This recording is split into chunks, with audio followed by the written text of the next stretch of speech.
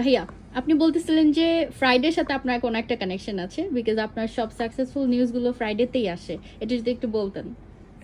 Actually হ্যাঁ আপু, আমি ফ্রাইডের সাথে একটা ভালোই আসলে একটা কানেকশন। সো আমি ফার্স্ট রাশেদ ভাইয়ের সাথে দেখা হয়েছিল ফ্রাইডে, 4 নম্বর সেক্টরে যখন নামাজ পড়তে আসছিলাম, তখন ভাইয়া আর আমি পাশাপাশি বসে একই সাথে মানে জুম্মার নামাজ আদায় করছিলাম। তো ভাইয়া বলছিল, মানে আমি যেখানে কান্ট্রি সিলেকশন করতে মানে অনেক হেজিটেশন খাচ্ছিলাম, ভাইয়া তখন কাঁধে হাত রেখে বলছিল যে ব্যাপার না, হয়ে যাবে, করে দেন। তো পড়াশোনা করলে ইউকেই বেটার করতে পারেন। তো ওই দিন থেকে আমি ওই দিনই করে দিয়েছিলাম, ওই দিন রাতে আমি অফার লেটার চলে আসছিল। দেন ফ্রাইডেতেই আমি প্রি কেস ইন্টারভিউ দিই, আবার ফ্রাইডেতে আমি আবার ক্যাশ ইন্টারভিউ দিই। ইভেন ভিসা ইন্টারভিউটাও আমি ফ্রাইডেতে দিই, আবার ভিসা সাকসেসফুল ইমেলটা আমি ফ্রাইডেতেই পাই। মানে আমার এই প্রসিডিউরটা বাংলাদেশের সাথে জার্নিগুলো সবগুলোই ফ্রাইডের সাথে। ওকে, সো আজকে ফ্লাইটও কিন্তু ফ্রাইডে। ফ্রাইডে এক্স্যাক্টলি ভাইয়া। একটা জিনিস ফ্রাইডেতে বাকি আছে, জানো, বিয়েটা করা। এটা ফ্রাইডেতে করতে হবে।